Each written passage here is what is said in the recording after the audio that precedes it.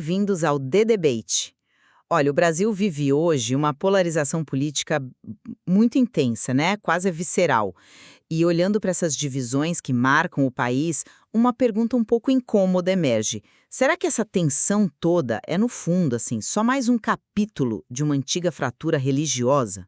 Pois é uma questão que obriga a gente a mergulhar fundo, né, na relação entre fé e voto aqui no Brasil. O material que a gente analisou, incluindo a tese bem detalhada do Vítor Augusto Araújo Silva sobre voto pentecostal e também um ensaio provocador do Jorge Guerra Pires, eles nos oferecem, assim, lentes diferentes para examinar essa conexão. Exatamente. E a questão central que a gente vai colocar em discussão hoje é bem essa. Essa polarização que, de certa forma, asfixia o debate público brasileiro seria, fundamentalmente, a continuação de uma guerra histórica entre as duas grandes vertentes cristãs no país, católicos e evangélicos, uma disputa que remonta lá à Reforma Protestante e que hoje se manifestaria como uma espécie de guerra santa meio velada, impedindo até a construção de um projeto nacional, um projeto unificado. É o cerne da questão, né? Nessa nossa análise aqui, eu vou argumentar que, embora a religião seja, assim, inegavelmente central, a dinâmica atual é bem mais específica, eu diria, e multifacetada do que uma simples reedição dessa rivalidade histórica.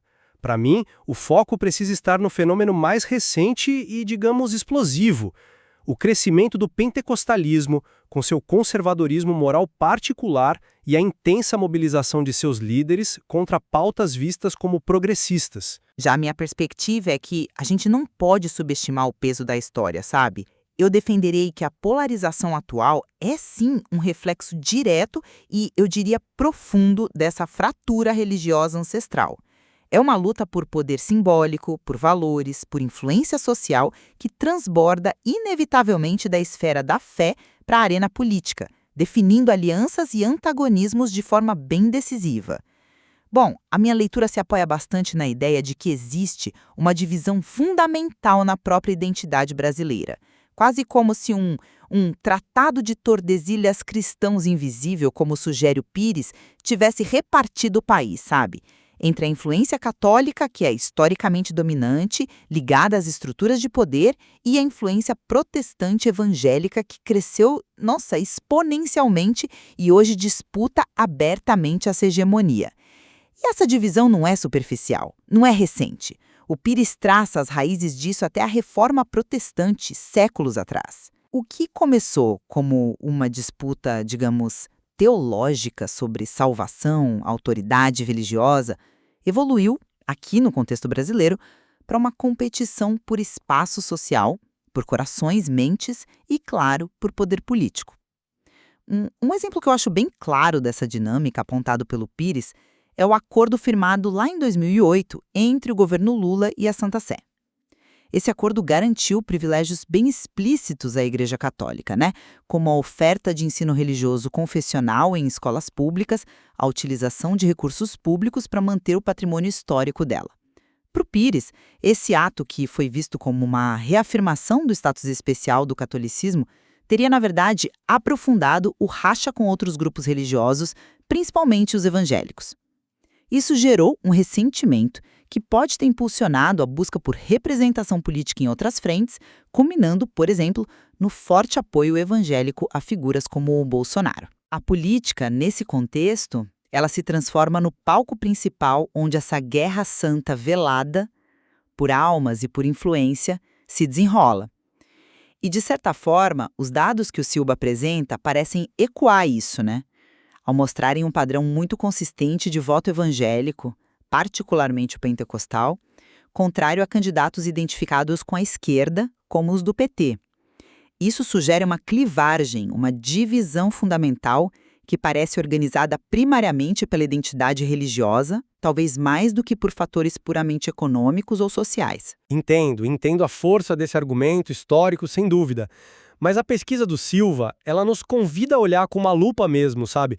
Para o presente e para as especificidades do cenário religioso atual. Embora essa rivalidade histórica exista, claro, como um pano de fundo, O protagonista da dinâmica política recente, segundo os dados empíricos, parece ser o pentecostalismo. E aqui é crucial distinguir, né? Quando a gente fala evangélicos, estamos tratando de um grupo muito, muito diverso. Existem os chamados evangélicos tradicionais ou históricos, luteranos, presbiterianos, batistas, metodistas, que têm raízes mais antigas no Brasil, perfis teológicos e sociais distintos. E existem os pentecostais e os neopentecostais, Assembleia de Deus, Universal do Reino de Deus, Congregação Cristã e tantas outras que experimentaram um crescimento explosivo nas últimas 5 décadas, principalmente entre as camadas mais pobres da população. A tese do Silva mostra que esse grupo pentecostal tem características sociodemográficas e comportamentais bem particulares. Maior concentração na baixa renda, menor nível de escolaridade formal, menor consumo de mídia tradicional, jornais, TV aberta, mas, e isso é fundamental, uma frequência muito maior aos cultos e uma confiança altíssima em seus pastores, em seus líderes religiosos.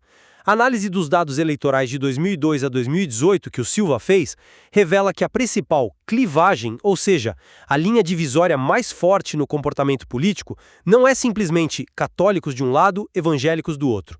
A divisão mais marcante é entre pentecostais versus católicos e evangélicos tradicionais.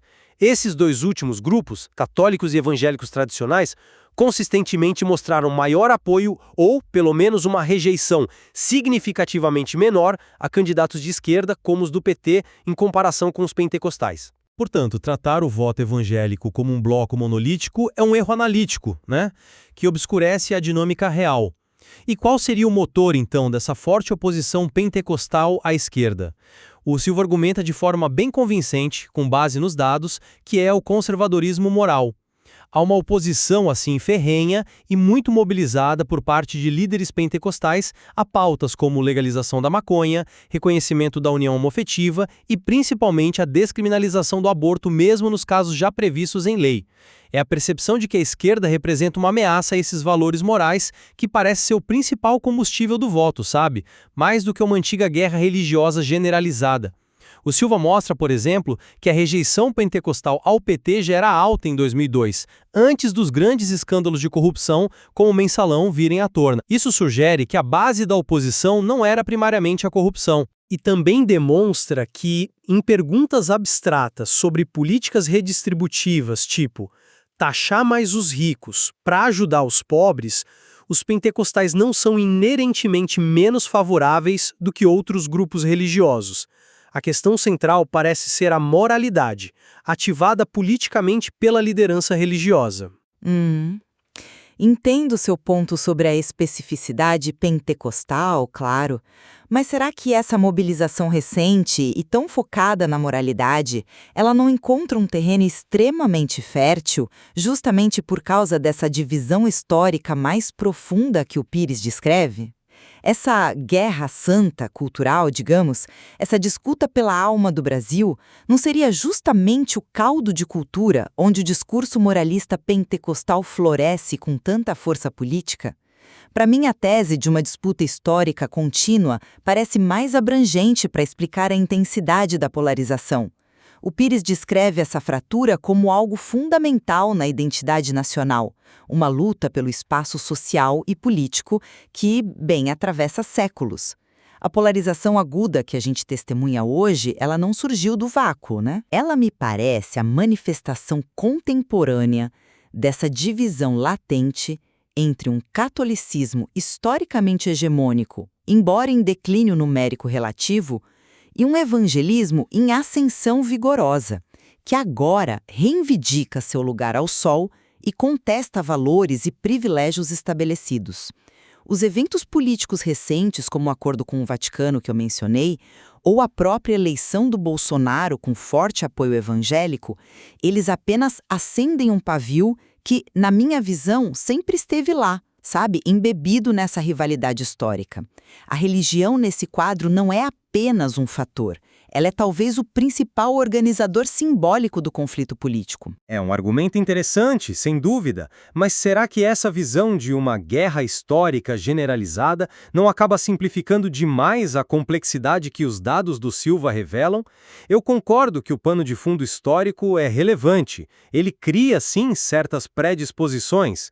No entanto, a força motriz atual, o que realmente parece explicar as mudanças e os alinhamentos políticos concretos das últimas décadas, é a ascensão pentecostal com suas características muito particulares. São as suas doutrinas morais específicas, a sua estrutura social baseada em redes de apoio muito fortes nas periferias e a sua mobilização política direcionada e eficaz contra valores progressistas modernos, direitos LGBTQIA+, discussões sobre gênero, legalização do aborto, que parecem estar no centro do fenômeno. Eu insisto na heterogeneidade dentro do campo evangélico que a sua perspectiva tende a minimizar um pouco. O Silva demonstra repetitivamente com dados de diferentes eleições presidenciais, 2002, 2006, 2010, 2014, 2018, que evangélicos tradicionais votam de maneira significativamente diferente dos pentecostais. Frequentemente, os tradicionais se assemelham mais aos católicos no comportamento eleitoral do que aos pentecostais.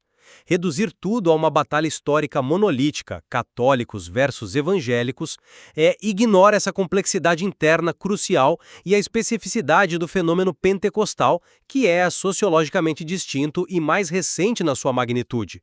A gente não pode pintar com um pincel tão largo uma realidade que é, na verdade, bem fragmentada. Mas essa identidade religiosa mais ampla, a pessoa se definir como católica ou evangélica, isso não se tornou na prática o principal fator de alinhamento político, muitas vezes se sobrepondo até a clivagens socioeconômicas que tradicionalmente explicavam o voto? A própria ideia de uma guerra santa, mesmo que usada metaforicamente pelo Pires, aponta para essa primazia da identidade religiosa na formação das lealdades políticas, não acha? O pertencimento a um desses grandes blocos religiosos parece informar cada vez mais a visão de mundo e a escolha política da pessoa. O acordo Lula-Vaticano, por exemplo, não é só um detalhe diplomático, ele tem um peso simbólico imenso. Ele reforça identidades. Nós, os católicos, temos um status especial reconhecido pelo Estado e, potencialmente, aprofunda ressentimentos. Nós, os evangélicos, somos tratados como cidadãos de segunda classe. Essas percepções, alimentadas por séculos de história, elas não se traduziriam diretamente em votos e na polarização que a gente vê. A economia importa, claro que importa, mas talvez a identidade religiosa esteja falando mais alto hoje. Olha, não me convence totalmente essa linha de raciocínio, porque os dados empíricos sobre o impacto de políticas econômicas concretas, como os analisados pelo Silva, contam uma história bem diferente e muito mais nuançada. A pesquisa dele sobre o programa Bolsa Família, o PBF, aqui no Brasil, e um programa similar no Chile, o Chile Solidário, é particularmente reveladora nesse ponto.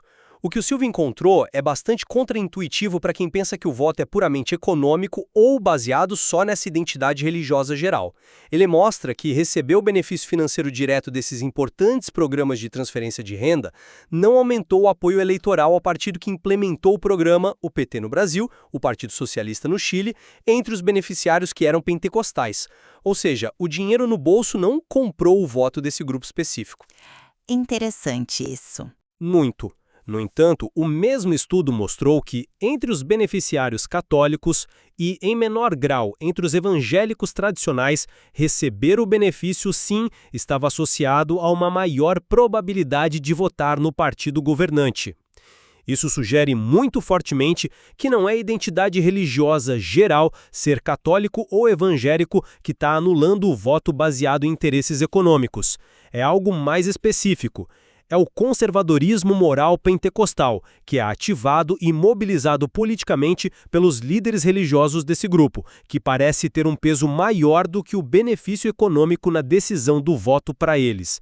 Nesse contexto eleitoral específico, que o Silva analisou com dados robustos, a identidade religiosa e, mais precisamente, a moralidade religiosa tal como definida e mobilizada pelos pastores pentecostais tornou-se prioritária, neutralizando o cálculo econômico que parece ter prevalecido, ao menos parcialmente, nos outros grupos religiosos. Não me parece, portanto, uma guerra santa generalizada entre católicos e evangélicos, mas sim uma priorização muito forte de valores morais por um grupo específico e altamente mobilizado, os pentecostais, em resposta a certas pautas e certos candidatos. Eu reconheço a força desses dados e a importância da mobilização, claro.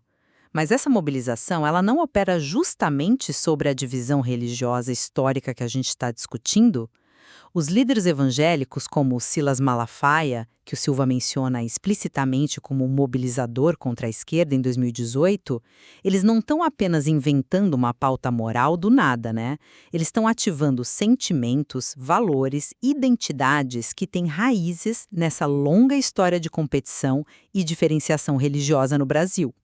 Os alinhamentos políticos que a gente viu ao longo do tempo, o apoio evangélico ao Collor lá em 89 contra o Lula, ou o apoio massivo ao Bolsonaro em 2018, não podem ser vistos como manifestações dessa fratura religiosa politizada que o Pires descreve. A própria pesquisa do Silva traz um dado geográfico interessante sobre o Rio de Janeiro em 2018.